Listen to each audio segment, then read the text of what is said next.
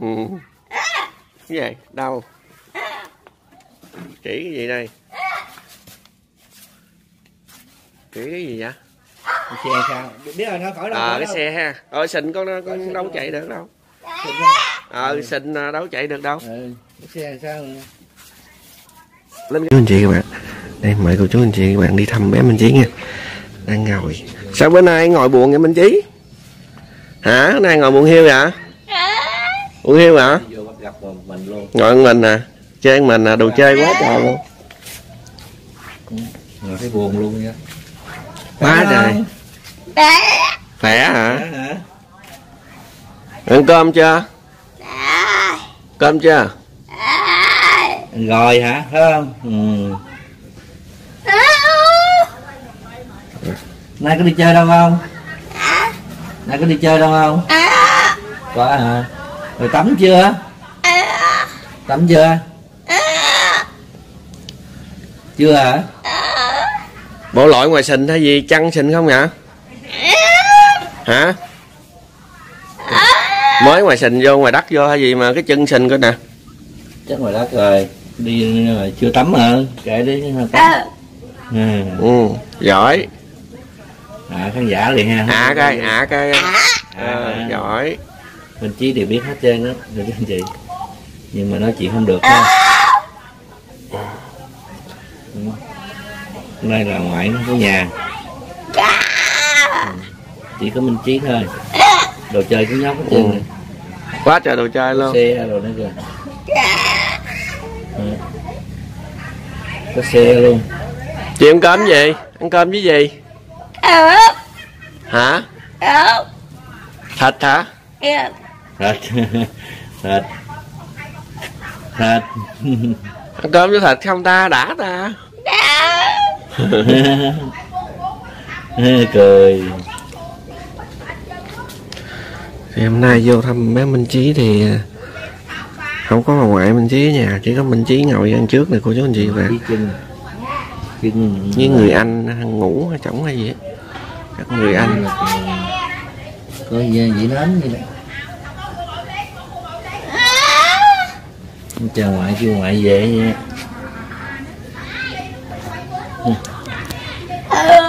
Hôm nay có đi chơi đâu không? Có ra chùa chơi không? Có không? Có hả? Giữ cho ta. Rồi đấy, đi siêu thị nữa mà. Có đi siêu thị nữa phải không? Mua được gì? Mua đồ chơi gì? Xe hả? Mua xe đó đó hả? Mua xe nè trọng của chú anh chị. Khoe là mua được cái xe nữa đó. Cười. Đấy thương. Chiều ngồi buồn hiu ha. Thậm chí là 20 tuổi vậy đó. Mà chàng trai 20 tuổi. Có vợ chưa? Vợ. Đi Sài Gòn kiếm vợ phải không? Đây là bữa nay là mưa ở ngoài sình á, trước cửa nhà bếp Minh Chí rất là sình nha cô chú anh chị bạn. Mấy anh Chí ngồi trên ghế, ngồi trong nhà. Nên Sình không đi đâu chơi được, trên ngồi trên ghế buồn so luôn. Không chạy xe được luôn, không đi chơi được luôn. Cái gì? Đâu? Chỉ cái gì đây? Chỉ cái gì vậy?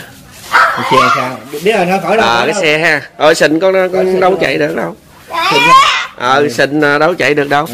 Cái xe sao? Lên ghế ngồi đây dơ đó.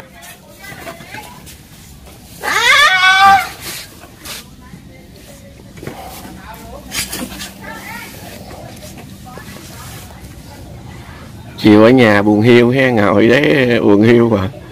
Bữa hổm lại gặp mừng quá trời, bữa nay thấy buồn hiu vậy Minh Chí. Mưa nó mưa. Nó mưa đó, mưa sình đó, không đâu được hết trơn.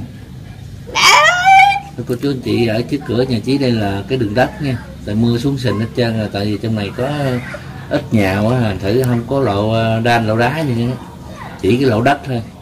Cho nên sình, mua xuống là sình hết trơn luôn.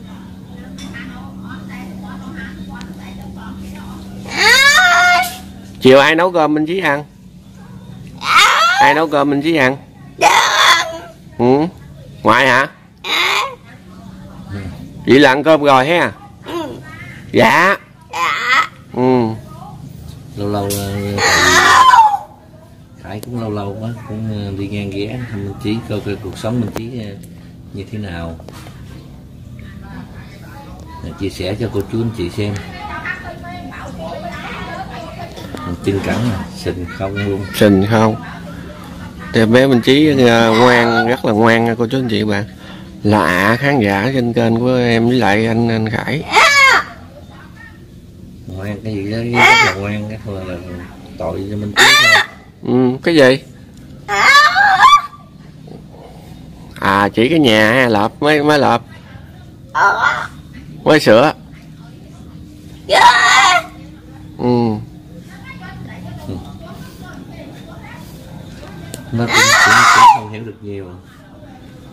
Cái gì? Kiếm ai? Nè.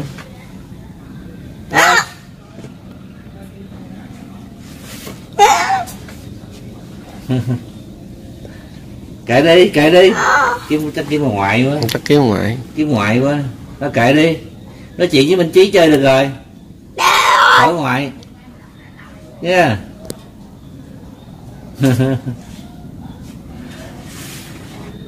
Lâu rồi giờ quay Khải với Nhân cái video này là cô chú anh chị thấy Minh Chí như thế nào ạ?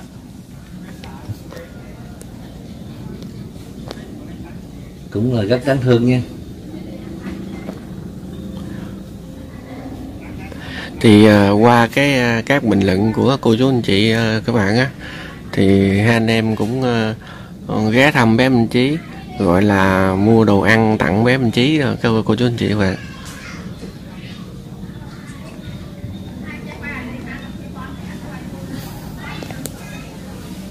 Buồn hiu ha. Dạ. Ừ.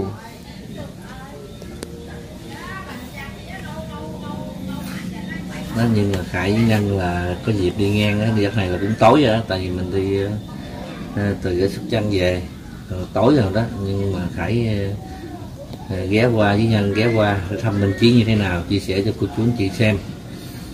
Do cháu Minh Chí thì cũng bị tật vậy thôi, tại mình thương là thương cháu Minh Chí,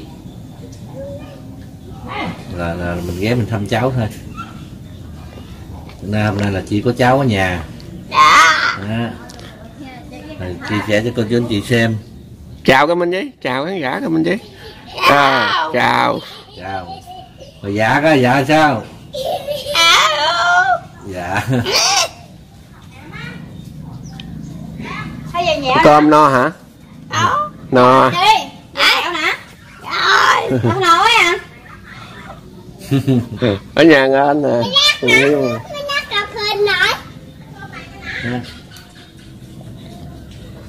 Về nghe Minh Chí. Đây đây về nha. Bye bye rồi, bye bye rồi. Bye. Rồi. Dạ rồi, rồi. Dạ. Đó là gì? Nó nói gì vậy ta? Không biết nữa. Rồi bye bye nè. Bye bye, chào. Dạ thôi em xin phép kết thúc video tại đây nha cô chú anh chị và bạn. Hẹn gặp lại cô chú anh chị và bạn trong video tiếp theo.